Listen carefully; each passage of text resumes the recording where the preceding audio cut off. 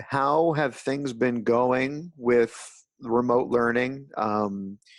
And what sort of components have come into play, whether it's electronic devices and e-learning or workbooks and packets, the hard copy stuff that you're sending home with students?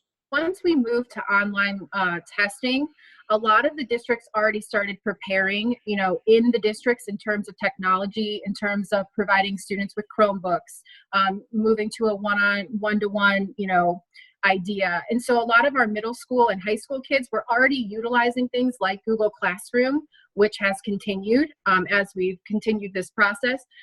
So things like that in terms of the middle school and high school, that was pretty easy to adapt to because most of our students and most of our teachers were already ready for that.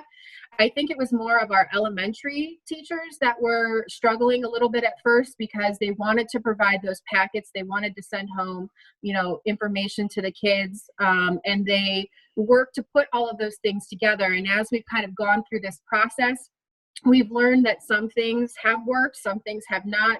Some districts have kind of tried something else. A lot of them maybe were providing just packets before. Some of them have moved to online pieces where they've actually had their elementary students come to the buildings and receive Chromebooks that they had there at the buildings.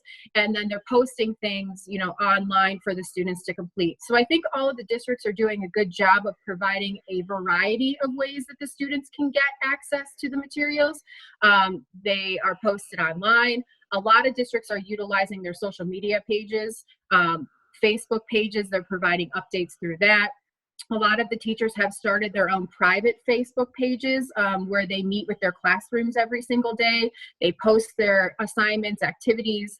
And then we've got those situations where, those families don't have access to those materials or things like Facebook or the internet. And I know a lot of the districts put out a survey asking, do you have internet access at home? Do you have a laptop at home? Do you have a computer at home? So they've made those adjustments that way. So they know if there are students that don't have those materials or don't have that capability of getting online, then packets are being sent to them or delivered to them or making sure that everybody has what they need. What ballpark percentage of the student body would you say falls into that digital divide where they don't either have internet access or the hardware required to access the lessons or a combination of both? I don't know the exact number, but I know that the majority of folks at least have, or parents have, a phone that they can at least access, the school website or something like that. So I think where there's some issues is if there's kids that or families that have multiple students and maybe there's just one laptop at home and there's 3 or 4 kids trying to work on assignments at one time, that I think might be more of a struggle. But I think based on all of what the schools and the districts are doing, the majority of the families have some kind of access to something. And then they're looking at other ways. I know a lot of the cable companies have started offering, free setup or free, they can connect to those things. Hotspots have become something that people have talked about. We've even had discussions about even a bus possibility of becoming a hotspot where students could come to the parking lot and then use the hotspot or the Wi-Fi to kind of download assignments onto their computer or, something like that so they have it for later.